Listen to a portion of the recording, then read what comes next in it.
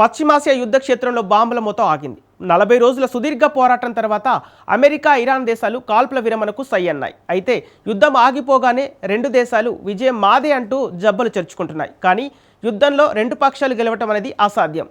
ఎవరో ఒకరు మాత్రమే విజేతగా నిలుస్తారు, మరొకరు రాజీ పడతారు. మరి అణువాయుధాలను తుడిచిపెట్టేస్తామన్న డొనాల్డ్ ట్రంప్ విజయం సాధించారా?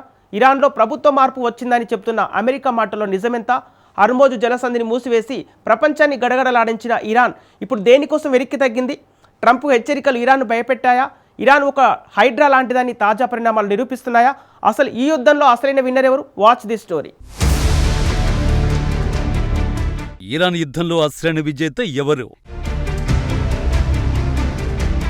ఇరాన్లో అమెరికా లక్ష్యాలు నెరవేరాయా? హార్ముజ్ ఎవరి నియంత్రణలోకి వెళ్ళింది?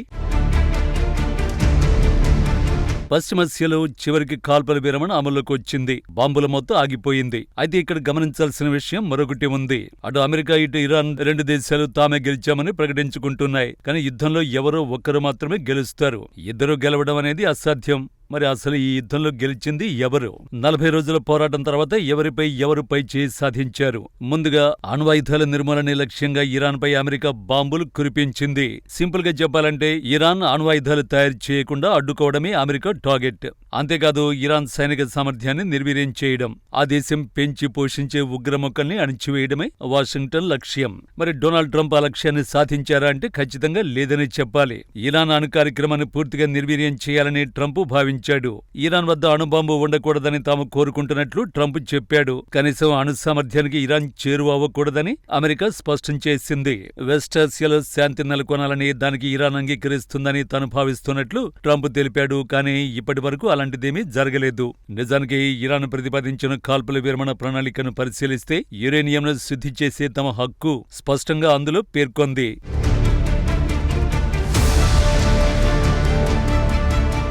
ఇరాన్ తన కాల్పుల విరమణ ప్రణాళిక ఫార్సీ వర్షన్లో యురేనియం శుద్ధికి అంగీకారం తెలపాలనే నిబంధనను కూడా చేర్చింది. అంటే అమెరికా కోరుకున్నది ఒకటి, క్షేత్రస్థాయిలో జరుగుతున్నది మరొకటి. మొదట్లో ఇరాన్ ప్రతిపాదించిన 10 అంశాల ఇంగ్లీష్ వర్షన్లో యురేనియం అంశం లేదు. ఇప్పుడు 2 వర్షన్లలోనూ ఉంది. అయితే అమెరికా దీనిని ప్రారంభంలోనే అంగీకరించింది. ట్రంప్ ఈ ప్రతిపాదనను కేవలం చర్చలకు పనికొచ్చే ప్రాతిపదికగా అభివర్ణించారు. కానీ ఇది నిరాయుధీకరణ మాత్రం కాదు. ఇరాన్ అణు ఆంక్షలపై ఒక చర్చకు ఆరంభ బిందువుగా అమెరికా అంగీకరిస్తోందన్నమాట. కానీ ఇప్పుడు ట్రంప్ మాట మార్చారు. యురేనియం శుద్ధికి అవకాశమే లేదని వాదిస్తున్నాడు. అంటే ఇప్పుడు ఏది నిజం? ఇరాన్ అణుశుద్ధి కొనసాగిస్తుందా లేదా అనేది ఇంకా క్లారిటీ లేదు. కానీ పరిస్థితి చూస్తుంటే ఇరాన్ ఇప్పటి వరకు యురేనియంను ఏమాత్రం కోల్పోయినట్లు కనిపించడం లేదు. రెండో అంశం ప్రభుత్వ మార్పు. దీనిని అమెరికా బహిరంగంగా ఎప్పుడూ చెప్పలేదు. ఇది తమ ప్రాథమిక లక్ష్యం కాదని ట్రంప్ వాదిస్తున్నాడు. ఇరాన్పై దాడిని ఎందుకు చేశారని ప్రశ్నిస్తున్నట్టు ట్రంప్ వెల్లడించారు. ఇరాన్ వద్ద అణుబాంబు ఉండకూడదు అన్నదే తమ లక్ష్యమన్నాడు. కానీ ప్రభుత్వ మార్పు కూడా ఛాన్స్ వచ్చిందన్నాడు. ప్రస్తుతం ఇరాన్లో గతంలో కంటే భిన్నమైన పాలనతో విభిన్న వ్యక్తులతో వ్యవహరిస్తున్నట్టు ట్రంప్ తెలిపాడు. ప్రస్తుత పాలకులు తెలివైన, చురుకైన వారిగా ట్రంప్ తెలిపాడు. ఇరాన్లో ప్రస్తుతం ప్రభుత్వం మార్పు వచ్చిందని ట్రంప్ తెలిపాడు. కానీ తమ అందుకోసం దాడులు చేయలేదని అమెరికా అధ్యక్షుడు తెలిపాడు. కానీ ఇరాన్పై అమెరికా అసలు లక్ష్యం మాత్రం ప్రభుత్వం మార్పేనని నివేదికలు వెల్లడిస్తున్నాయి. న్యూయార్క్ టైమ్స్ నివేదిక ప్రకారం ఫిబ్రవరి 11న ట్రంప్, ఇజ్రాయెల్ ప్రధాని నెతన్యాహు మధ్య రహస్య సమావేశం జరిగింది. అక్కడ ఇరాన్పై దాడికి ప్రణాళికలు సిద్ధం చేశారు. చర్చల్లో ప్రభుత్వం మార్పే ప్రధానాంశంగా న్యూయార్క్ టైమ్స్ వెల్లడించింది. నిజానికి నెతన్యాహు అడుగు ముందుకు వేసి ఖమేనీ స్థానంలో రాబోయే నాయకులకు సంబంధించిన వీడియోను కూడా ట్రంప్ కు చూపించారట. దీన్ని బట్టి ప్రభుత్వ మార్పు అనేది ఖచ్చితంగా అమెరికా, ఇజ్రాయెల్ లక్ష్యమని అర్థమవుతోంది. కానీ ట్రంప్ కోరుకున్నట్టు జరిగిందా? ట్రంప్ మాత్రం అవునని చెబుతున్నాడు. తాజాగా ట్రంప్ చేసిన పోస్టులో ఇరాన్తో కలిసి అమెరికా సన్నిహితంగా పనిచేస్తుందన్నాడు. అక్కడ చాలా నిర్మాణాత్మకమైన ప్రభుత్వ మార్పు జరిగిందని మేము నిర్ధారించామని వెల్లడించాడు. కానీ ఒక సుప్రీం లీడర్ స్థానంలో మరో ఖమేనీ రావడమే నిజమైన మార్పా?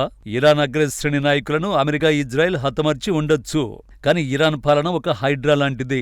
ఒక తల నరిగితే మరిన్ని మొలుస్తాయి. ప్రస్తుతం ఉన్న పరిస్థితి చూస్తుంటే కొత్తగా వచ్చిన పాలకులు పాతవారి కంటే మరింత కఠినంగా వ్యవహరిస్తున్నారు. ఇరాన్లో ప్రభుత్వ మార్పు అనే లక్ష్యం ఫెయిల్ అయింది.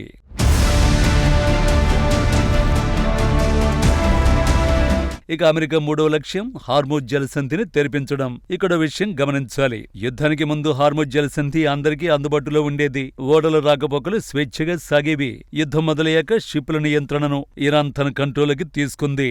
ట్రంప్ యుద్ధంతో ఆ స్వేచ్ఛ మార్గం మూసుకుపోయింది. మొదట దీని గురించి ట్రంప్ పట్టనట్టుగానే వ్యవహరించాడు. అమెరికాకు హార్మూజ్ జలసంధితో పని లేదన్నాడు. భవిష్యత్తులో కూడా ఆ మార్గంతో తమకు అవసరం లేదని అమెరికా అధ్యక్షుడు ప్రకటించారు. ఆ తర్వాత ఆ మార్గాన్ని ఇతర దేశాలే కాపాడుకోవాలని సూచించారు. హార్మూజ్ ద్వారా చమురు పొందే దేశాలే ఆ మార్గాన్ని రక్షించుకోవాలని ఓ ఉచిత సలహా పడేశాడు. కాని వెంటనే ట్రంప్ మాట మార్చాడు. హార్మూజ్ జలసంధిని ఇరాన్ తక్షణమే తెరవాల్సిందేనని హుకుం జారీ చేశాడు. ఇప్పుడు హార్మూజ్ జలసంధి వద్ద ట్రాఫిక్ క్లియర్ చేయడానికి అమెరికా సహాయం చేస్తుందని ట్రంప్ చెబుతున్నారు. కానీ వాస్తవ పరిస్థితులు మాత్రం వేరు. టోల్ను వసూలు చేసేందుకు ఇరాన్ సిద్ధమవుతోంది. ఇందులో ట్రంప్ ఏం సాధించినట్టు? మొత్తంగా ఈ యుద్ధంలో క్లియర్ గా తెలిసేదేంటంటే విజేత ఇరాన్ మాత్రమే.